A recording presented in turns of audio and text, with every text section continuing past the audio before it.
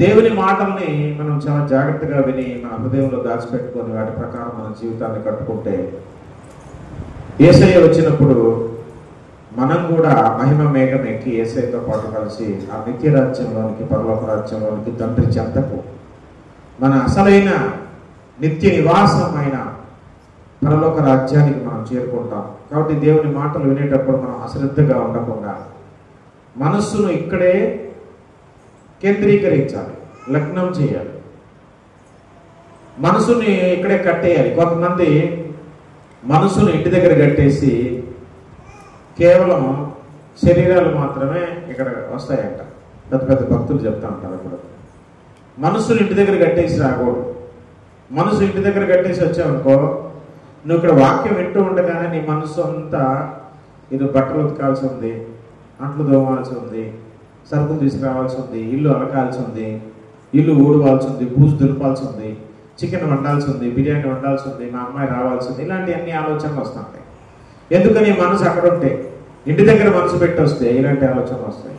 అందుకే మనసును మనతో పాటు తీసుకురావాలి. మనసు కోతి లాంటిదంట. మరికి మనకు ఆరాధ్య మూర్తి గారు చెప్పారు, గొప్ప దైవజనులు, ఏమనంటే మనసు అంట కోతి లాంటిదంట. కోతి కుదురుగా ఒక చోట కూర్చోవద్దు. తెలుసా మీరు? కోతిని అబ్జర్వ్ చేయండి. ఒక చెట్టు ఎక్కిందనుకో, ఒకే కొమ్మ మీద ఒక 10-15 నిమిషాలు ఉండదు. ఈ చెట్టు ఈ కొమ్మ మీద నుంచి ఆ కొమ్మకి, ఆ కొమ్మ నుంచి ఆ కొమ్మకి, దాని నుంచి కరెంట్ స్తంభం మీదకి, అక్కడ నుంచి తీగల మీదకి, అక్కడ నుంచి దండం మీదకి, అక్కడ రేకుల మీదకి, అక్కడ నుంచి గాబులో గిడ్డం, ఇట్లాగా నిమిషానికి ఒకసారి ఎగురుతూ ఉంటుంది. కోతి చేష్టలు చేస్తూ ఉంటుంది. అందుకే మన చిన్నపిల్లలే కోతి చేష్టలు చేయమాకంటాం. ఒక చోట కుదురుగా కూర్చోదు. మన మనస్సు కూడా కోతితో పోల్చారు భక్తులు. కాసేపు ఇలా విన్నట్టు, ఇక్కడ విన్నట్టుగానే వంట వెంటనే మన మనసు ఆడుకో వెళ్ళిపోతాయి. అట్లా వెళ్ళనీయకుండా దాన్ని కట్టి పడేసేయాలి. నిజమైన భక్తి ఏంటంటే మన మనస్సును మన స్వాధీనంలో ఉంచుకోవటం, మన కంట్రోల్లో ఉంచుకోవటమే అసలైన భక్తి పరిలక్షణం. ఈరోజు మనం ధ్యానం చేయబోయే ఒక ప్రత్యేకమైన చాలా విలువైన అంశం ఏంటంటే జన్మ పాపం. జన్మతః మనిషికి సంక్రమించే పాపం, పాప స్వభావం. మన పుట్టుకతోనే మనలోనికి పాప స్వభావం ప్రవేశించింది. మనుషులందరూ పాప స్వభావాన్ని కలిగే పుడుతున్నారు. ఈరోజు మనుషులందరూ భూమి మీద చూస్తే అందరూ పాపులే అని బైబిల్ గ్రంథం చెప్తుంది. మనకందరికి తెలుసు కదా, రోమాపత్రిక 3వ అధ్యాయం 11వ వచనంలో ఏ మాట ఉంది? రోమాపత్రిక 3వ అధ్యాయం 11వ వచనంలో, నీతిమంతుడు లేడు, ఒక్కడు కూడా లేడు. నీతిమంతుడు లేడు, ఒక్కడు కూడా లేడంట. 23వ వచనంలో ఏముంది? ఏ భేదమును లేదు, అందరూ పాపం చేసి దేవుడిని గ్రహించే మహిమను పొందలేకపోతున్నారు. అందరూ పాపం చేసి, పాపం చేయని వాడు ఎవరయ్యా ఈ భూమి మీద? చేతులు ఎత్తండి అని అంటే ఎవరు ఎత్తరు. ఎందుకని? అందరూ పాపం చేసినాడు. ఏమిటి ఒక్కడు కూడా లేడా పాపం చేయకుండా అంటే? లేడు. ఎందుకని ప్రతి ఒక్క మనిషి పాపం చేయగలిగాడు, పాపం చేయకుండా ఉండలేకపోయాడు? ఎందుకని అని అంటే వాడు ఉండలేడు. ఎందుకనంటే వాడి స్వభావంలోనే పాపం ఉంది కాబట్టి, వాడు పుట్టుకతోనే వాడిలో పాప స్వభావం ఉంది కాబట్టి వాడు పాపం చేయకుండా ఉండలేడు. ఎందుకంటే స్వభావానికి విరుద్ధంగా ఏమీ చేయలేడు. దేవుని గురించి బైబిల్ గ్రంథంలో ఒక మాట ఉంది, ఏంటి తెలుసా? ఆయన తన స్వభావానికి విరుద్ధంగా ఏమీ చేయలేడు. దేవుని స్వభావంలో పాపం లేదు. ఆయన స్వభావమే పవిత్రమైనది, ఆయన స్వభావమే నిష్కళంకమైనది, ఆయన మహాపరిశుద్ధుడు. ఆయన పాపం చేయటం సాధ్యం కాదు. దేవునికి పాపం చేయటం సాధ్యం కాదండి. ఎందుకంటే ఆయన స్వభావంలో లేదు. అసలు స్వభావానికి విరుద్ధంగా ఏది చేయలేడు. ఆయన అబద్ధం ఆడలేడు,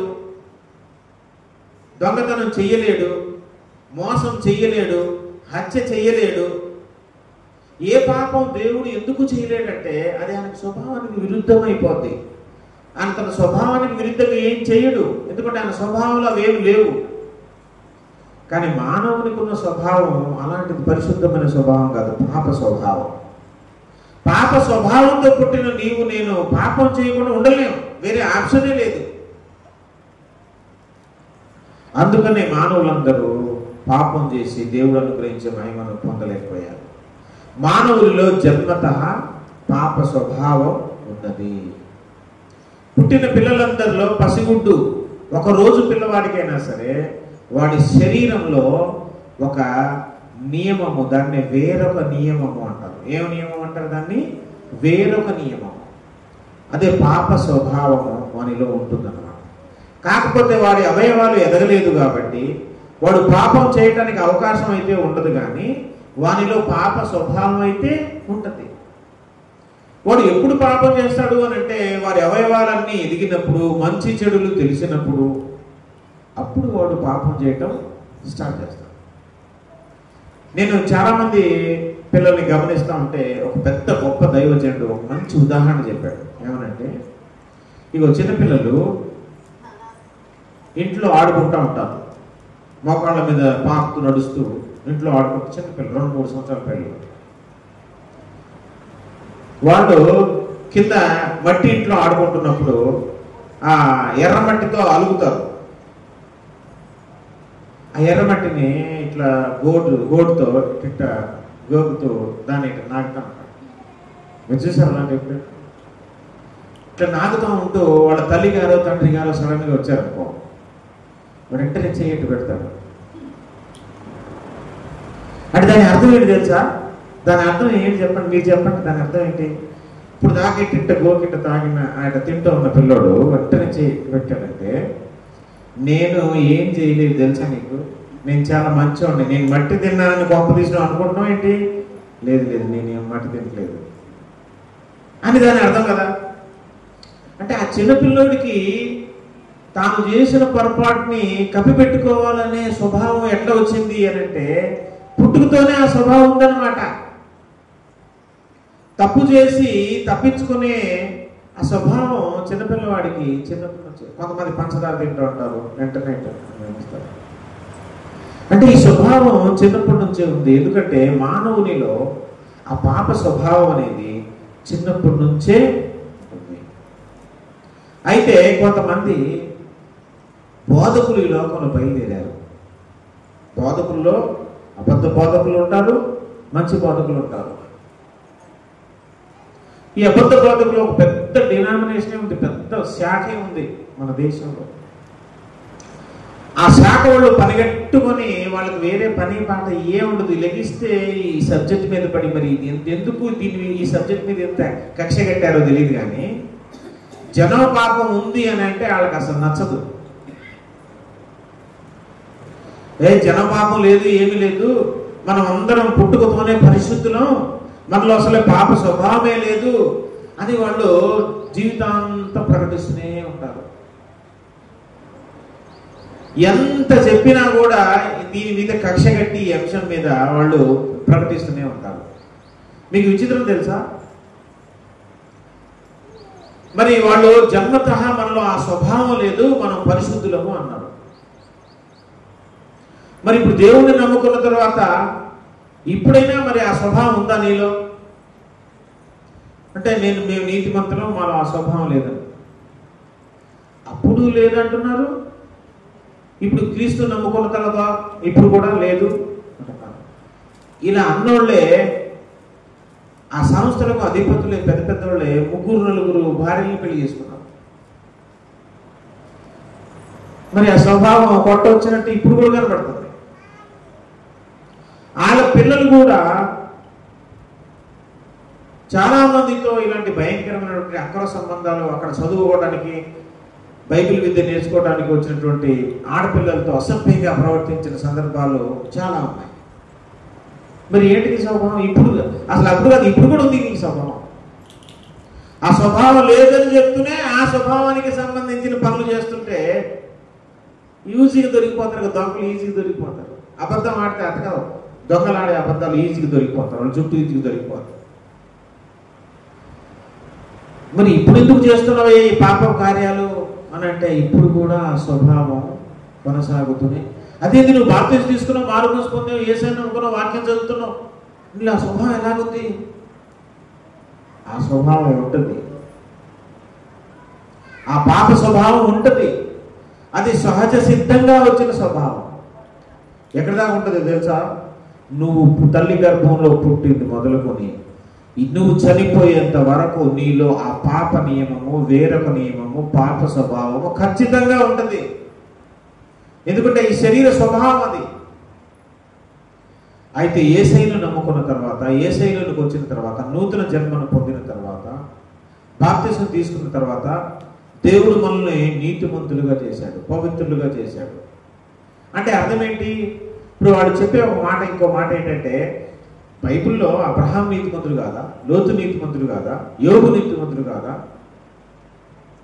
చాలా మంది నీతిమంతులు, సంవత్సరం చాలా మంది నీతిమంతులు ఇక్కడ కనిపిస్తూ ఉంటే మీరు పాప స్వభావం ఉందంటారేంటి? వీళ్ళందరూ నీతిమంతులు, పాపలు అంటారేంటి? వీళ్ళు నీతిమంతులు కాదా అంటే, చూడండి, వాళ్ళందరూ నీతిమంతులే, మనం కూడా నీతిమంతులే. బైబిల్ గ్రంథం చెప్తుంది మనల్ని కూడా దేవుడు నీతిమంతులుగా చేశాడు, పరిశుద్ధులుగా చేశాడు. కానీ నీవు నేను ఎలా నీతిమంతులమయ్యాం, ఎలా పరిశుద్ధులమయ్యామో తెలుసా? మనలో ఏ పాపం లేనందుచేత మనం పవిత్రులం కాదు. మనం యేసయ్యలోనికి రాకముందు ఎన్ని పాపాలు చేసాము చేయలేదా? యేసయ్యను నమ్ముకోకముందు చిన్నప్పటి నుంచి ఎన్ని నేరాలు, ఘోరాలు, ఎన్ని అబద్ధాలు, ఎన్ని చేశామో. అయితే దేవుని నమ్ముకున్న తర్వాత, యేసయ్య రక్తం మన మీద ప్రోక్షించబడిన తర్వాత మన పాపాలన్నీ ఆయన కడిగేసి క్షమించి మనల్ని నీతిమంతులని పిలిచాడు ఆయన.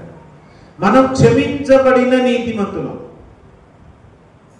మనం క్షమించబడిన పరిశుద్ధులం. అంతేకాని నీ బ్రతుకులో అసలు పాపం అనేది లేదని కాదు. బైబిల్ గ్రంథం చెప్తుంది మనుషులందరూ పాపులే. అయితే వాడు పరిశుద్ధులు ఎలా అయ్యారు? దేవుడు వాడి పాపాన్ని క్షమించేశాడు కాబట్టి, తుడిచేశాడు కాబట్టి, మర్చిపోయాడు కాబట్టి నువ్వు పరిశుద్ధుడు, నేను పరిశుద్ధుడు, నువ్వు నీతిమంతుడు, నేను నీతిమంతుడు అని పిలుస్తున్నాడు. కానీ దేవుడు నీతిమంతుడు. ఆయన ఎలా నీతిమంతుడు? ఒకప్పుడు పాపిగా ఉన్న ఆయన మధ్యలో మారిపోయాడా? ఆయన స్వభావమే పరిశుద్ధమైనది, స్వభావమే నీతి కలిగింది. ఆయన పరిశుద్ధత వేరు, మన పరిశుద్ధత వేరు. దేవుడు నీతిమంతుడు అనే పదానికి అర్థం వేరు, మనం నీతిమంతులు అనే దానికి అర్థం వేరు. మనం క్షమించబడిన నీతిమంతులం. అసలు ఆయన క్షమించడం కదా, ఆయన స్వభావంలోనే ఒక రవ్వంత కూడా పాపమే. దేవుడు పరిశుద్ధుడు, యోబు పరిశుద్ధుడు. అంటే ఈ పరిశుద్ధత ఆ పరిశుద్ధత ఒకటేనండి? ఈయన జీవితంలో, యోబు జీవితంలో ఎన్ని పాపాలు చేశాడో చిన్నప్పటి నుంచి. క్షమించబడ్డాడు కాబట్టి దేవుడు ఇతనికి ఒక సర్టిఫికేట్ ఇచ్చాడు, రే బాబు ఇప్పటి నుంచి నీతిమంతుడు రాని. క్షమించబడిన నీతిమంతులు మనం, క్షమించబడిన పరిశుద్ధులు మనం. అంతేగాని మనం ఏనాడు పాపం చేయలేదు. ఆనాడే కాదు, యేసయ్యను నమ్ముకున్న తర్వాత ఈరోజు అసలు ఆ పాప స్వభావం లేదని చెప్పే బోధకులందరూ అడపా ఎన్ని అబద్ధాలు ఆడలేదు, ఎన్ని పాపాలు చేయట్లేదు, ఇప్పుడు కూడా కంటిన్యూ అవుతూనే ఉంది. మరి మేము నవీన స్వభావం ధరించుకున్నాము, యేసయ్యలోకి వచ్చిన తర్వాత నూతన పురుషుణ్ణి మేము ధరించుకున్నాం అన్నారు. మరి పాప స్వభావం అప్పుడప్పుడు బయటపడుతుంది ఎందుకని? మరి కంప్లీట్గా నశించిపోయిందా అంటే, ఇక్కడ మనం తెలుసుకోవాల్సిన ఒక సూత్రం ఏంటంటే, మన శరీరం ఉన్నంత కాలం మనలో పాప స్వభావం ఉంటుంది, ఆ వేరొక నియమం ఉంటుంది. కానీ యేసయ్యని నమ్ముకున్నాం కాబట్టి మనం నూతన స్వభావాన్ని కూడా ధరించుకుంటాం. ఈ నూతన స్వభావానికి, ఈ పాత స్వభావానికి మధ్యలో ఫైటింగ్ నువ్వు బతుకున్నంత కాలం జరుగుతూ ఉంటుంది. రెజ్లింగ్, కుస్తీ పోటీ, మల్ల యుద్ధం జరుగుతూ ఉంటుంది. దేనికి? పాత స్వభావానికి, నవీన స్వభావానికి. ఆ పాత స్వభావం నీలో ఉన్నా దాన్ని గట్టిగా అణిగదొక్కి, గట్టిగా అణిచిపెట్టి నవీన స్వభావం ప్రకారం నువ్వు జీవితాన్ని జీవించటమే క్రైస్తవ జీవితం. నువ్వు ఎలా పరిశుద్ధులు అయ్యావు? నీలో పాప స్వభావం లేనందుచేత కాదు. ఆ పాప స్వభావం ఉన్న దాని గొంతు నొక్కి పట్టేసి నవీన స్వభావం ప్రకారం, నూతన స్వభావం ప్రకారం, దేవుని ఆజ్ఞల ప్రకారం నువ్వు జీవిస్తున్నావు చూడు, అదే క్రైస్తవ జీవితం, అదే పరిశుద్ధత, అదే నీతి. అంతే తప్ప నీలో అసలు పాప స్వభావం లేదని కాదు. అడపా అక్కడక్కడ అప్పుడప్పుడు నువ్వు బతుకున్నంత కాలం ఏదో చిన్న చిన్న పొరపాటు, తప్పులు చేస్తూనే ఉంటావు. చేస్తూనే ఉన్నావంటే అర్థం ఏంటి? నీలో పాప స్వభావం లేకపోతే, నశించిపోతే మరి నువ్వు చేయకూడదు కదా. నీలో ఉన్నది నవీన స్వభావమే అయితే మరి నవీన స్వభావానికి విరుద్ధంగా పాపం ఎట్లా చేయగలుగుతున్నావు నువ్వు? అంటే నువ్వు పాపం చేయగలిగావు, పడిపోయావు అన్నట్టు అర్థం ఏంటి? నీలో పాప స్వభావం ఇంకా ఉందన్నమాట. మన శరీరానికి విమోచన ఇంకా కలగలేదు. మన శరీరంలో ఈ పాప స్వభావం ఎప్పుడు దాకా ఉంటుందంటే మనం మరణించినంత వరకు ఉంటుంది. మనం పునరుద్ధానం చెంది నూతన శరీరంతో లేస్తాం చూడు, మహిమ దేహాలతో లేస్తాం చూడు, ఆ దేహంలో ఉంటుంది ఇంకా పాప స్వభావం ఇంకెప్పుడు కూడా. ఆ దేహాన్ని ధరించుకొని, పాప స్వభావం లేని దేహాన్ని ధరించుకొని పరలోక రాజ్యంలో మనం నిత్యత్వమంత యేసుతో కలిసి జీవిస్తూ ఉంటాం. ఈ మట్టి శరీరం నీకు ఉన్నంత కాలం మట్టి శరీరంలో ఏముంటది చెప్పండి? పాప స్వభావం ఉంటది. పాప స్వభావం ఉంటే, లేదండి చిన్నపిల్లలు ఏం పాపం చేశారంటే వాళ్ళు పాప స్వభావం ఉంటే వాళ్ళు పరలోకానికి ఎట్లా వెళ్తారండి అని అడుగుతారు వాళ్ళు. మరి పుట్టుకతోనే పాప స్వభావం ఉంటే చిన్నపిల్లలు పాపులా అని అడిగాడు ఒక ఆయన. చిన్నపిల్లల్లో పాప స్వభావం, నేను చెప్పాను చిన్నపిల్లల్లో పాప స్వభావం ఉంటుంది కానీ వాళ్ళు పాపులు కాదు. వాళ్ళు ఎందుకు అగ్నిగుండానికి వెళ్ళరు అని అంటే వాళ్ళలో పాప స్వభావం ఉంది కానీ పాపం చేయలేదు కాబట్టి. మరి ఇప్పుడు కూడా ఉంటుంది మనకు పాప స్వభావం. మరి ఇప్పుడు మన నరకానికి పోతామా? మరి నువ్వు పరలోకానికి ఎట్లా వెళ్తున్నావు? పాప స్వభావం ఉండి కూడా పరలోకానికి ఎట్లా వెళ్తున్నావు? పాప స్వభావం ఉండి కూడా నరకానికి ఎందుకు వెళ్ళట్లేదు? మరి ఇప్పుడు పాప స్వభావం ఉందా లేదా మనలో? మరి నువ్వు నరకానికి వెళ్తావా? మరి ఇప్పుడు పాప స్వభావం ఉండి నరకానికి వెళ్ళినప్పుడు చిన్నపిల్లల్లో పాప స్వభావం ఉండి నరకానికి ఎందుకు వెళ్ళట్లేదు అని ఎట్లా అడుగుతున్నావు నువ్వు? పాప స్వభావం ఉంటే నరకానికి వెళ్ళరు. ఆ స్వభావం ప్రకారం నువ్వు బ్రతికితే, నువ్వు క్రియలు చేస్తే అప్పుడు నరకానికి వెళ్తావు, అప్పుడు అగ్నిగుండానికి వెళ్తావు. పాప స్వభావం ఉన్నంత మాత్రాన మనిషి నరకానికి వెళ్ళడు. అలాగైతే ఇప్పుడు అందరూ వెళ్ళిపోవాలి నరకానికి. ఎందుకని? మనందరిలో పాప స్వభావం లేదని చెప్పనండి. ఇలా బోధించేవాళ్ళని నాలో పాప స్వభావం లేదని చెప్పను. మరి లేనప్పుడు నలుగురు బాధ ఎందుకు చేసుకున్నావు? దేవుడు అనుకున్న తర్వాతే, పాస్ట్ అయిన తర్వాతే. మీ దగ్గరకు వచ్చిన పిల్లల చేత మీరు అసభ్యం ఎందుకు ప్రవర్తించదు? మీలో పాప స్వభావం లేకపోతే అంటే ఇప్పుడు కూడా నువ్వు పాప స్వభావం ఉంది కాబట్టి నువ్వు పరలోకానికి వెళ్ళవన్నమాట నేను చెప్పినట్టు. అసలు వీళ్ళకి తెలియని విషయం ఏంటంటే బైబిల్లో ఒక చక్కని మాట చూద్దాం. యోబు గ్రంథం 14వ అధ్యాయం తీయండి. యోబు గ్రంథం 14వ అధ్యాయము 4వ వచనంలో ఏముంది తెలుసా? యోబు గ్రంథం 14:4 పాప సహితునిలో నుండి పాపరహితుడు పుట్టగలిగిన ఎంత మేలు, అలాగున ఎవడును. ఇగో వీళ్ళు ఏమంటారంటే బైబిల్ ఏముంటుంది ముందు? పాప సహితుడు అంటే పాపం చేసిన వాడు. పాపం చేసిన వాడిలో నుండి పాపము చేయని వాడు ఎలా పుడతాడు? అసలు ఎప్పటికీ పుట్టడు అని బైబిల్ చెప్తుంది. వీళ్ళేంటి? చిన్నపిల్లల్లో పాప స్వభావం లేదు, మనం జనం పాపం లేకుండానే పుడుతున్నామని వీళ్ళు చెప్తున్నారు.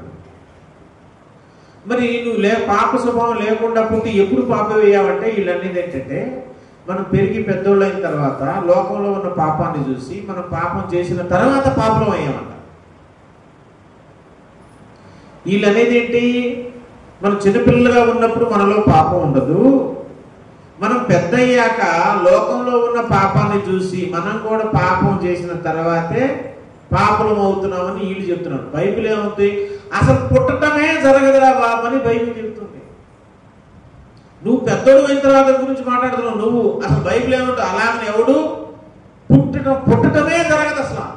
ఇంక పుట్టిన తర్వాత పెద్దోడు అయిన తర్వాత పాపి ఏంటి? అసలు పుట్టరని బైబిల్ చెప్తుంటే బైబిల్ మాట్లాడేది పుట్టుకు దగ్గర, నువ్వు మాట్లాడేది ఎప్పుడు? పుట్టి పెరిగి పెద్దోడై పాపం చేసిన తర్వాత పాపి అవుతారంట. అసలు అట్లాంటి వాడు పుట్టడమే జరగదురా అని బైబిల్ చెప్తుంది. పాప సహితునిలో నుండి పాపరహితుడు పుట్టగలిగిన ఎంత మేలు, అలాగే ఎవడు? అసలు పుట్టికే జరగదంటే పుట్టి పెద్దోడు అయిన తర్వాత పాపి అయ్యాడంటే అసలు పుట్టడమే ఉండదు. ఆదాము పాపం చేశాడు, ఆదాము నుంచి పుట్టిన పిల్లలకి ఖచ్చితంగా పాప స్వభావంతోనే పుడతారు. పుట్టుకలోనే అది ఉంటుందని బైబిల్ చెప్తుంటే వీళ్ళేమో ఇట్లాంటి వింతవాదం చేస్తున్నారు. పుట్టుకతోనే అసలు పుట్టటమే జరగదు. ఎందుకంటే పాప స్వభావంతో ఆదాము ఉన్నాడు కాబట్టి, ఆదాములో పాపం ప్రవేశించింది కాబట్టి ఆదాము నుంచి పుట్టిన ప్రతి పిల్లోడికి ఖచ్చితంగా ఏముంటుంది? పాప స్వభావం ఉంటుంది. ఆదికాండము 8వ అధ్యాయము 21వ వచనాన్ని మనం చూస్తే, ఎందుకనగా నరుల హృదయాలోచన వారి బాల్యము నుండి చెడ్డది. నరుల హృదయాలోచన ఎప్పుడు నుంచి చెడ్డది? బాల్యము నుండి చెడ్డదంట. ఈ మాట చూపిస్తే ఒక ఆయన తెలివిగా ఏం చెప్పారంటే, బాల్యం అంటే చిన్నపిల్లలు కాదు కదా సార్, బాల్యం అంటే కొంచెం పెద్ద పిల్లలే కదా అని చెప్పాడు తెలివిగా. ఒకసారి కీర్తన గ్రంథం 58వ కీర్తన 3వ వచనం చూద్దాం. 58వ కీర్తన 3వ వచనం, 58:3 కీర్తన. తల్లి కడుపున పుట్టినది మొదలుకొని భక్తిహీనులు విపరీత బుద్ధి కలిగి ఉంటారు. ఎప్పటి నుంచి? పుట్టింది మొదలుకొని. బాల్యం అంటే నువ్వు మళ్ళీ పెద్దోడని అక్కడ కిరికిరి పెడుతున్నారు కదా. ఇక్కడ ఏముంటుంది? తల్లి కడుపున పుట్టింది మొదలుకొని, పుట్టిన తోడనే అబద్ధములు ఆడుచు తప్పిపోతారు. పుట్టిన తోడనే అబద్ధం ఆడతారు. ఇదేంటి స్వభావం? పుట్టుకతోనే వస్తుంటే మీరు అనుకోవచ్చు, పుట్టిన తోడనే స్వభావం అబద్ధం ఆడటానికి అసలు మాటలు రావద్దండి. మాట అనేది బయట వాళ్ళకి తెలియజేయడం కోసమే భాష. కానీ మాటలు రాని భాషల లోపల ఆలోచనలు తిట్టుకుంటారు తెలుసా. చిన్నపిల్లోడికి మన మీద బాగా ఫుల్ వాడి చేతిలో చేతులు లాక్కుంటే నిన్ను 100 మాటలు తిట్టాలని ఉంటుంది, కానీ వాడికి మాటలు రావు కాబట్టి వాడి భాషల్లో వాడు తిట్టేస్తాడు. వాడి కోపం చూపించాల్సిన కోపం అంతా వాడి యా భాషలో, కా భాషలో, ఆ భాషలో మొత్తం తిట్టేస్తారు. తిట్టేదంటే మాట రావాల్సిందే కదా. అబద్ధం అంటే మాటలనే కాదు, లోపల అనుకున్నా పోతాయి. మనం అనుకుంటాం కొంతమంది మనం నచ్చబడుతున్నా వస్తున్నాడు అయ్యా అని తిట్టేస్తాం. బయట ఏమన్నావు కానీ లోపలే అని అయిపోయింది, జరిగిపోయింది. కాబట్టి అబద్ధం ఆడాలని తిట్టాలని ఏం చేయాలన్నా, ఇప్పుడు కుక్క ఉంటుంది, కుక్కకు భాష ఉంది, కుక్క భాషలో అది తిడతాం, దాని బాధలో అది మనకు అర్థం కాదు. 4-5 కుక్కలు ఎక్కడో తాగాది పెట్టుకుని అరుస్తూ ఉంటాయి. మన ఇంట్లో కుక్కర్ సీన్, ఎందుకంటే ఆడ భాష దీనికి అర్థమైంది, మనకు అర్థం కాదు. అక్కడ ఏదో పెద్ద పంచాయతీ జరుగుతుంది, మా జాతి కుక్కలను వేరే జాతి కుక్క ఏదో మాట అంటుంది, ఏదో పెద్ద బూత్ తిట్టు ఉంటుంది, దీనికి అర్థమైంది, మనకు అర్థం కాదు. ఇది ఒరిగింది అంటే ఇక్కడ నుంచి క్యాపిటల్ ఎవరు అక్కడ మామూలు చెప్తున్నారు ఇది అని ఉంటుంది. దాని భాష దాన్ని అంటే ఆ స్వభావం పుట్టుకతోనే మనిషికి వస్తుంది.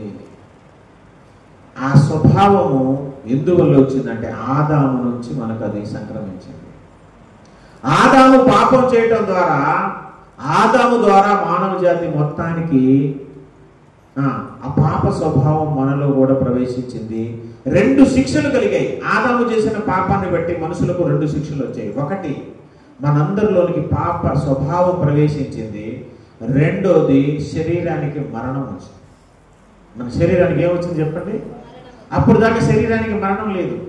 ఆదామును దేవుడు చేసినప్పుడు అసలు ఆదాముకు మరణం అనేది లేదు. శరీర మరణం నేను చెప్పింది, శరీర మరణం లేదు ఆయనకి. ఆయన జీవితాంతం యవ్వనంగా ఉంటాం, ఆయన ముసలాడవడం కూడా లేదు. అసలు ఆయనకి బాల్యం కూడా లేదనుకో. ఆదాముకు బాల్యం ఉందా? ఆదాముని దేవుడు చేసిందే యవనస్తులుగా చేశారు. మన భాషలో ఒక 25-30 సంవత్సరాలు ఉందనుకోండి. 25-30 సంవత్సరాలు యవ్వనస్తునిగా ఆదాము చేశాడు. ఇక ఆ యవ్వనం జీవితాంతం ఉంటుంది, ఆయన ముసలాడవడం ఉండదు. ఆయనకి అసలు మరణమే లేదు ఆయన శరీరానికి. ఎప్పుడైతే పాపం చేశాడో, పాపం లోపల ప్రవేశించిందో, పాప స్వభావం లోపల ప్రవేశించిందో, అప్పుడు అతనికి శిక్ష వచ్చింది. ఏంటంటే ఈ శరీరానికి మరణం వచ్చింది. పాప స్వభావం అతనిలో ప్రవేశించినప్పుడు ఆ పాపమును బట్టి మరణం అతనికి వచ్చింది. అతనికి మాత్రమే కాదు, మానవ జాతి మొత్తానికి 2 వచ్చాయి. ఒకటి పాప స్వభావం, ఇంకోటి మరణం. మరణం వచ్చింది, పాప స్వభావం వచ్చింది. అప్పటి నుంచి ఇంకా అతను ఎల్లగొట్టేశాడు దేవుడు. ఆ తాటలో నుంచి ఎల్లగొట్టేశాడు ఆదాము. ఎందుకంటే అక్కడ ఒక పండు ఉంటుంది, జీవ వృక్షం అనే పండు చెట్టు అన్నమాట. మంచి చెట్ల తెలివినిచ్చి, ఇప్పుడు రకరకాల చెట్లు ఉన్నాయి, అందులో ఇంకొక 2 రకాల చెట్లు ఉన్నాయి. ఒకటి మంచి చెట్ల తెలివినిచ్చే వృక్షం, ఇంకోటి జీవ వృక్షం. జీవ వృక్షంలో ఉన్న పండ్లు తింటూ ఉండాలి. ఎందుకంటే ఆ శరీరం మట్టి నుంచి చేశాడు కాబట్టి దేవుడు, అది మరణం అవ్వకుండా జీవితాంతం అలాగే ఉండాలంటే ఆ పండు తింటూ ఉండాలి. అప్పుడప్పుడు ఆ పండు తింటూ ఉండాలి. అయితే దేవుడు అందులోంచి ఎల్లగొట్టేశాడు. ఎందుకని? ఒకళ్ళు ఇక్కడే ఉంచితే ఆ పండు తినేస్తే మళ్ళీ ఆ మన శరీరానికి మరణం ఉండదు. ఈ శరీరానికి మరణం అనే శిక్ష విధించాను కాబట్టి, ఇక్కడ ఉంటే ఈ పండ్లు తింటాడు కాబట్టి ఈ తోటలో చెల్లగొట్టేశాడు. తెలుసుగా మనందరికీ ఆ మాట. చూడండి ఒకసారి ఆదికాండం 3వ అధ్యాయంలో 22వ వచనం. ఆదికాండం 3:22 చూడండి. అప్పుడు దేవుడైన యెహోవా ఇదిగో మంచి చెడ్డలను ఎరుగునట్లు ఆదాము మనలో ఒకని వంటి వాడాయను, కాబట్టి ఇతడు ఒకవేళ తన చెయ్యి చాచి జీవ వృక్ష ఫలాలను కూడా తీసుకొని తిని నిరంతరము జీవిస్తాడేమో. నిరంతరం జీవిస్తాడేమో, మరణము లేని అమరజీవిగా ఉంటాడేమో ఆ ఫలాలు తిని. అందుకే ఇక్కడ నుంచి వెళ్ళగొట్టేయాలని దేవుడు ఆదామును తన భార్యను అక్కడి నుంచి వెళ్ళగొట్టాడు. మన శరీరానికి మరణం వచ్చింది. మన శరీరం లోపల పాప స్వభావం వచ్చింది. ఆ స్వభావం ఉంది కాబట్టి మానవులందరూ తప్పకుండా పాపం చేసి అందరూ పాపలు అయ్యారు. లేకపోతే ఆ స్వభావం లేదనుకో, కనీసం ఇప్పుడు 100 కోట్ల జనాభాలో ప్రపంచం 700 కోట్ల జనాభా అంట ప్రపంచం మొత్తం.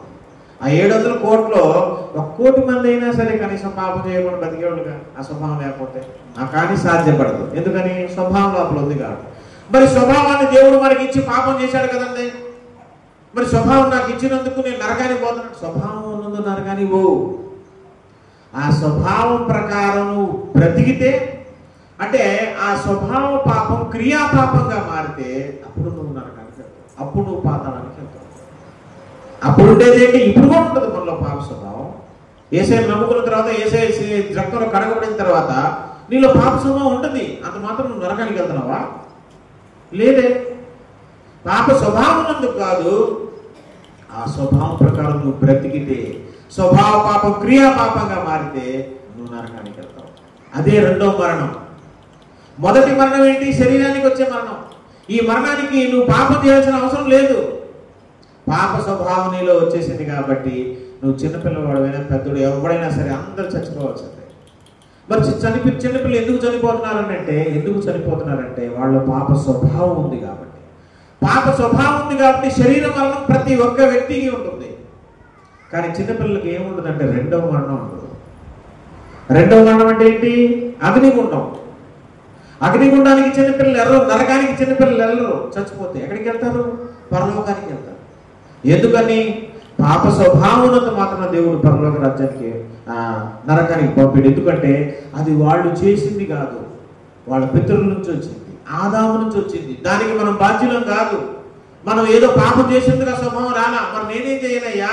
నేనేం చేయలేదు కదా, ఆదాము చేశాడు, నేనేం చేయను. ఆదాము నుంచి ఆ స్వభావం నాకు వచ్చింది, అంత మాత్రం నన్ను నరకానికి పంపిస్తామని రేపు అడుగుతారు కాబట్టి అందుకే నరకానికి పంపిడు. కానీ ఆ పాప స్వభావం ప్రకారం నువ్వు బ్రతికితే, నువ్వు చేసిన క్రియా పాపమును బట్టి నువ్వు అగ్నిగుండానికి వెళ్తావు. అందుకే రోమాపత్రిక 5వ అధ్యాయము చూడండి ఒకసారి. రోమాపత్రిక 5వ అధ్యాయము 12వ వచనాన్ని ఒకసారి మనం చూస్తే, రోమా 5:12లో, మరియు రోమాపత్రిక 5వ అధ్యాయం 12వ వచనం, ఇట్లుండగా ఒక మనుష్యుని ద్వారా పాపము ద్వారా మరణము లోకంలో ఎలాగో ప్రవేశించునో, అలాగే మనుషులందరూ పాపం చేసినందున మరణం అందరికీ సంక్రాంతమాయను. ఇదిగో మనుషులందరూ పాపం చేశారు కాబట్టి మనిషికి మరణం వచ్చేసింది అని అంటే, ఒక బోధకుడు ఏం చెప్పాడు తెలుసా? దీన్ని ఎట్లా వివరించాలో అర్థం కాక, ఇక్కడ దేవుడు చెప్పేది మరణం అంటే మొదటి మరణం కాదు, శరీర మరణం కాదు. ఏం మరణం అంట? రెండవ మరణం, అంటే అగ్నిగుండం. చూద్దాం సరే, రెండవ మరణం మొదటి మరణము ఈరోజు మనం ఇప్పుడు తేల్చేసి దీన్ని ముగించేసాం. చాలా జాగ్రత్తగా చూడండి, అక్కడ నేను చదువుతాను మీకోసం. ఒక మనుషుని ద్వారా పాపము ద్వారా మరణమును లోకంలో ఎలాగ ప్రవేశించెనో. ఇగో పాపము ద్వారా మరణము దేంట్లో ప్రవేశించిందంట? లోకంలో. దాన్ని ఆయన ఏమంటున్నాడంటే, లోకంలో అంటే మనుషుల్లో కాదు, బయట. లోకం అంటే ఈ గ్రౌండ్. లోకంలో ప్రవేశించింది, మనుషుల్లో కాదు అని చెప్పాడు. ఒక మనుష్యుని ద్వారా పాపం దేంట్లో ప్రవేశించిందంట? లోకంలో. అసలు నేను తెలియ అడుగుతాను, ఆదాము ద్వారా పాపము లోకంలో ప్రవేశించింది అని వీళ్ళు అంటున్నారంటే, ఆదాము పాపం చేయకముందు లోకంలో పాపం లేదా? ప్రవేశించలేదా? ఉంది. సాతాను ఉంది లోకంలో. ఆదాము ద్వారా లోకంలో ప్రవేశించేది ఏంటి? అసలు ఆదాము కంటే ముందే లోకంలో సాతానుడు ఉన్నాడు. సాతాను ఉంటే పాపం ఉన్నట్టే కదా. లోకంలో పాపం ఆదాము ద్వారా కాదు, ఆదాము కంటే ముందే ఉంది బయట. కానీ ఆదాము ఎప్పుడైతే చేశాడో, ఆదాము ద్వారా లోకంలో వచ్చిందంటే అర్థం ఏంటి? లోకంలో ఉన్న ఆదాము నుంచి పుట్టుకొచ్చిన మనుషులందరిలో వచ్చిందని. అంతకుముందు ఆదాములో లేదు, ఆదాము నుంచి పుట్టే పిల్లల్లో కూడా ఉండకపోదు, బయట ఉంది. ఆదాము ద్వారా లోకంలోకి వచ్చింది ఏంటి? ఆదాము కంటే ముందే ఆదాము పాపం ఉండే శాతం ఉంది అక్కడ, లోకంలో పాపం ఉంది అక్కడ. అసలు వాడే పాపం చేసి పైనుంచి కిందకు తోసివేయబడ్డాడు. ముందు సాతానుడే లోకంలోకి ముందే ప్రవేశించింది, అది ఉంది. కానీ అది ఆదాము చేత పాపం చేయించింది. ఆదాము నుంచి పుట్టుకొస్తున్న మానవ జాతి మొత్తంలోకి అది వచ్చేసింది. లోకంలో ప్రవేశించిందంటే లోకంలో ఉన్న మనుషులందరూ, ఆ ఒక్క మనిషి నుంచి పుట్టుకొచ్చిన ఉద్భవించిన మనుషులందరిలో ఆ పాపం ప్రవేశించింది. ఆ పాపం ద్వారా మరణం కూడా వచ్చేసింది. ఏ మరణం ఇది? ఇక్కడ బైబిల్ చెప్పేది మొదటి మరణం అంటే శరీరానికి వచ్చే మరణం. కానీ ఆ పాస్టర్ గారు ఏం చెప్తున్నాడు? రెండో మరణం అని చెప్తున్నాడు. చూద్దాం సార్ కిందకి వెళ్తే. ఏలయనగా ధర్మశాస్త్రం 14 వచనం, అయినను ఆదాము చేసిన అతిక్రమమును పోలి, ఇగో మీకు ఒక మాట చెప్తున్నాను చూడండి. 12వ వచనంలో ఏం చదివాము? అలాగనే మనుషులందరూ పాపము చేసినందున మరణము అందరికీ సంప్రాప్తమాయెను.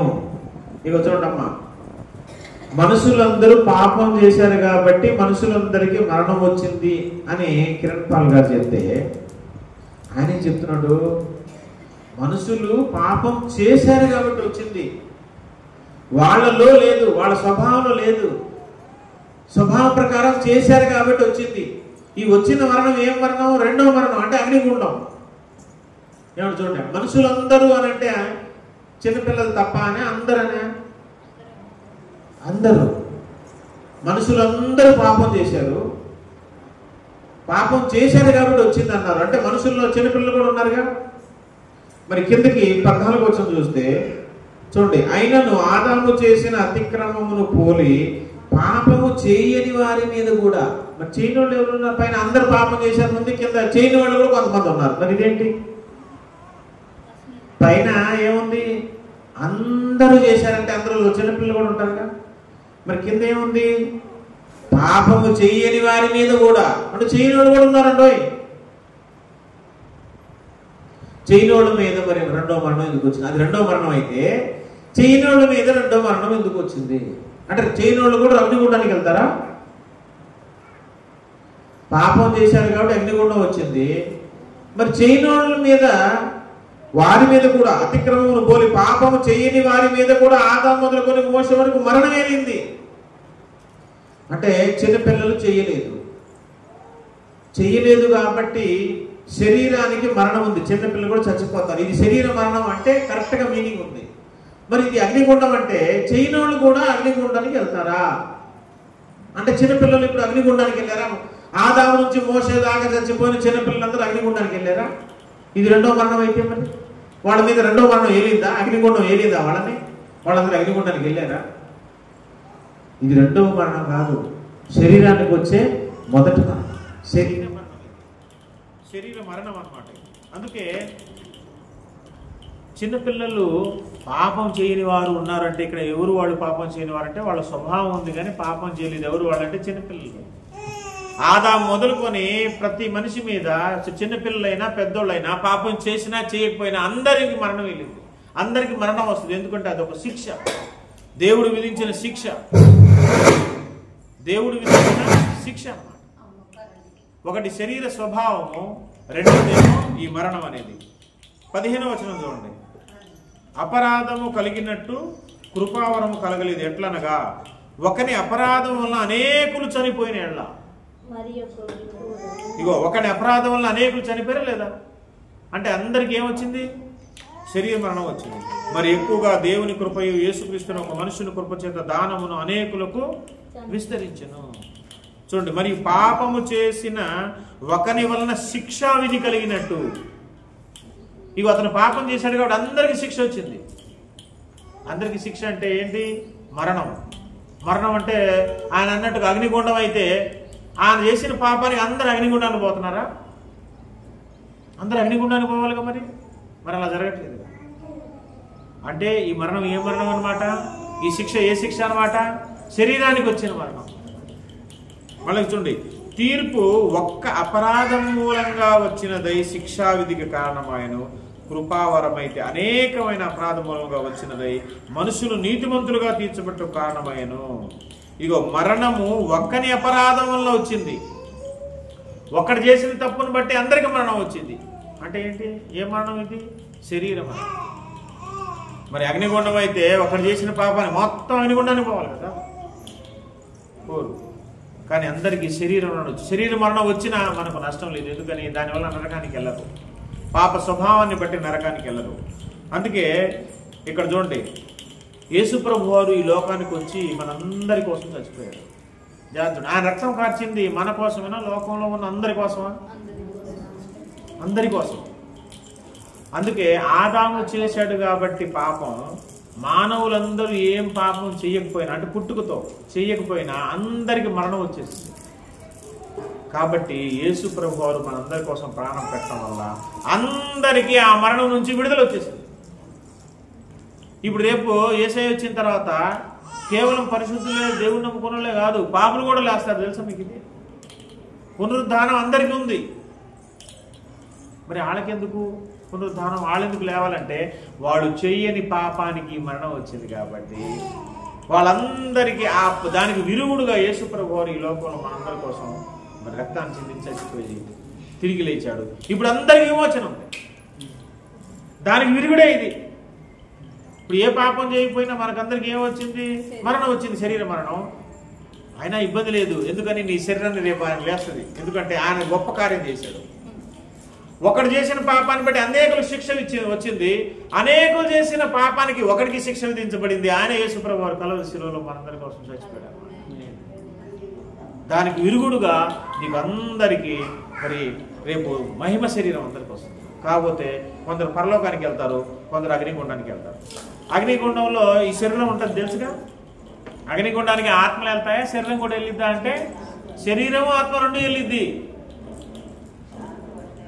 ఇప్పుడు శరీరంలో ఏముంటాయి? అక్కడ ఏడుపును, పళ్ళు కొరకను. మరి ఆత్మ వెళ్తే పళ్ళు అని చెప్తుంది.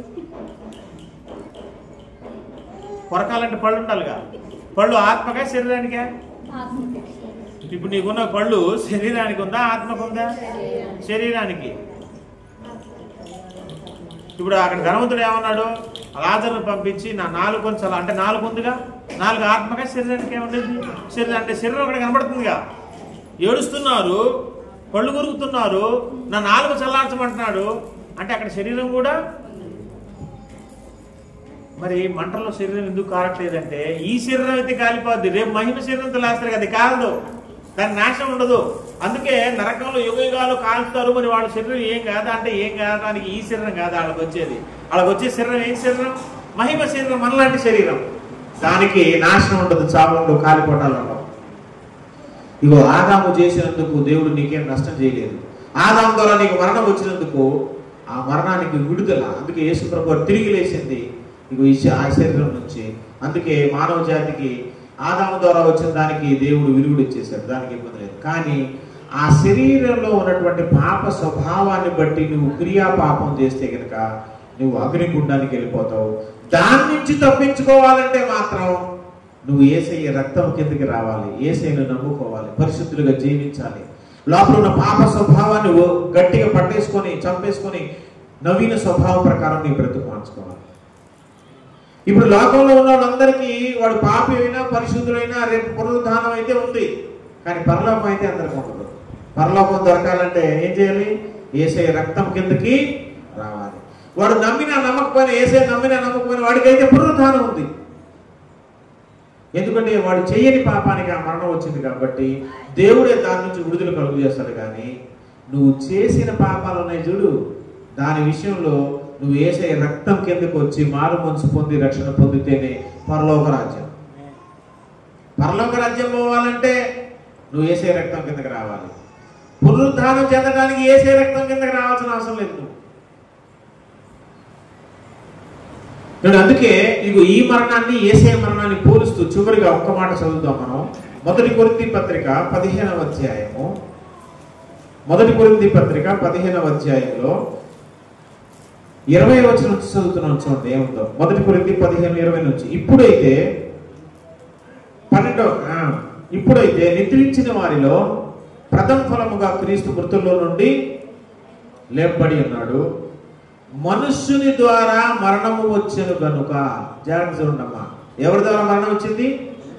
ఇది ఏం మరణం చెప్పండి? శరీర మరణం. ఏమ్మా, మనుషుని ద్వారా వచ్చింది ఏంటి? మనుష్యుని ద్వారా మరణము వచ్చెను కనుక మనుష్యుని ద్వారానే మృతుల పునరుద్ధానమును కలిగెను. ఈ మనిషి ఎవరు? యేసు ప్రభువారి ద్వారా. యేసు ప్రభువారు మృతి చెందింది శరీర మృతియా, నరకం అనే మృతి? రెండవ మరణమా మొదటి మరణమా? యేసు ప్రభువారు చెందింది ఆయన శరీరమే కదా చచ్చిపోయింది. అంటే మొదటి మనిషి ద్వారా శరీర మరణం వస్తే రెండవ మనిషి ద్వారా శరీర పునరుద్ధానం జరిగింది. జార్జుడు మొదటి మరణం గురించి ఇక్కడ మాట్లాడేది, రెండవ మరణం కాదు.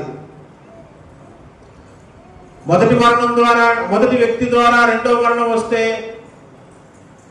యేసుక్రీస్తు అనే రెండో వ్యక్తి ద్వారా, మొదటి వ్యక్తి ఒక మనిషి ద్వారాగా రెండో మరణం నుంచి పునరుద్ధానం వచ్చింది. యేసు ప్రభువారు లేచిన పునరుద్ధానం, రెండో మరణం అగ్నిగుండానికి వెళ్ళి పునరుద్ధానం చెందాడా? ఆయన శరీరంలో కదా పునరుద్ధానం చెందింది. అంటే మొదటి మనిషి ద్వారా శరీరానికి మరణం వచ్చింది కాబట్టి రెండవ వ్యక్తి అయిన యేసు ప్రభువారి ద్వారా ఇదే శరీరానికి ఏమొస్తుంది? పునరుద్ధానం కలిగాను. ఆదామునందు అందరూ ఎలాగూ మృతి పొంది ఉన్నారో, ఏమా ఆదామునందు అందరూ ఎలాగూ మృతి పొంది ఉన్నారో అలాగున్నే క్రీస్తును అందరూ బ్రతికింపబడతారు. ఆదామునందు చెందింది శరీర మరణం కాబట్టి యేసు ప్రభు వచ్చినప్పుడు అందరూ శరీరంలో పునరుద్ధానం చెందుతారు. ఆదామునందు చెందింది రెండవ మరణం అయితే, ఆదాము ద్వారా వచ్చింది అందరికి రెండవ మరణం అయితే, యేసు ప్రభు ద్వారా అందరికి పరలోక రాజ్యం రావాలి. అందరు పరలోక రాజ్యానికి వెళ్ళిపోతారు. భూమి మీద ఉన్న మానవ జాతి మొత్తం పరలోక రాజ్యానికి వెళ్ళిపోతారు. ఆదాము నుంచి మానవ జాతి మొత్తానికి వచ్చింది రెండవ మరణం అయితే, యేసు ప్రభువారు లేవటం ద్వారాగా అందరూ అగ్నిగుండం అనే రెండవ మరణం నుంచి లేకపోతే పరలోకానికి వెళ్ళిపోవాలి కదా. అలా వెళ్ళిపోతారా? పునరుద్ధానం ప్రతి వ్యక్తికి, పాపి అయినా పరిశుద్ధులైన అందరికి పునరుద్ధానం ఉంది. ఎందుకంటే ఆదాము ద్వారా ఆ మరణం వచ్చింది కాబట్టి శరీర మరణం, యేసు ప్రభు ద్వారా శరీర మరణం కొట్టివేయబడింది. అందరికి పునరుద్ధానం ఉంటుంది కానీ అందరికి పరలోక రాజ్యం ఉండదు. రెండో మరణం నుంచి అందరికి విడుదల ఉండదు. రెండో మరణానికి వెళ్ళే వాళ్ళు ఇందులో కోటాను కోట్ల మంది ఉంటారు. అందుకే ఇక్కడ మాట్లాడేది రెండు సందర్భాలను పోలుస్తూ చెప్తున్నాడంటే, ఆదాము ద్వారా మానవ జాతికి సంక్రమించింది మొదటి మరణం, శరీర మరణమే తప్ప రెండో మరణం కాదు. ఆయన చెప్పినట్టు ఆదాము ద్వారా మనిషి జాతికి వచ్చిన మరణము శరీరానికి వచ్చిన మరణము. ఇది దేవుడు విధించిన శిక్ష. ఈ శిక్ష నుంచి మళ్ళా దేవుడే విడుదల కలుగు చేశాడు. ఆయన కుమారుని లోకానికి పంపించి మన అందరి కోసం మరణించడం ద్వారా.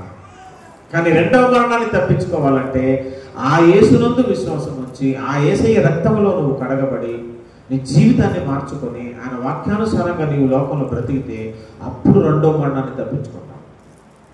ఎందుకంటే మానవులందరూ క్రియాపాపం చేశారు కాబట్టి ఆ లోపల ఉన్న స్వభావాన్ని అనుసరించి పాపం చేసి పాపులైపోయి రెండవ మరణానికి పాత్రులుగా ఈరోజు బతుకుతున్నారు. కాబట్టి దాన్ని తప్పించుకోవాలంటే మాత్రం యేసయ్య రక్తము కిందకు వచ్చి యేసయ్యలో మారుమొచ్చు పొంది రక్షణ పొంది యేసయ్యను నువ్వు సొంత రక్షకునిగా నువ్వు అంగీకరించి పరిశుద్ధంగా జీవించాలి. అప్పుడు మాత్రమే రెండవ మరణం కూడా తప్పించబడి